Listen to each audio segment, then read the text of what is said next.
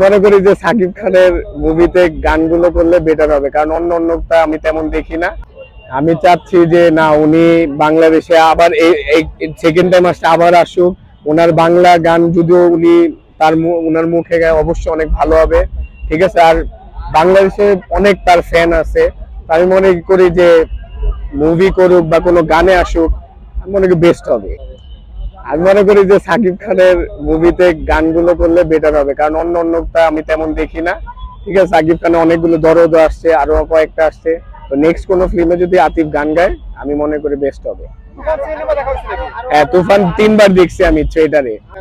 না, কারণ সাকিব খানের মুভির অনেক কিছুতে আমার ভালো লাগে, টুইস্ট আছে, ঠিক আছে। আর মুভিগুলো অনেক ফানি হয়, কমেডিও আছে, ঠিক আছে। আর ওগুলোর ভিতর রোমান্টিক যে মুভিগুলো করেও, তো সেই ক্ষেত্রে আতিফের জন্য বেস্ট আমি মনে করি, কারণ ওর গানের সাথে একটা রোমান্টিক ভাইব আছে, ঠিক আছে।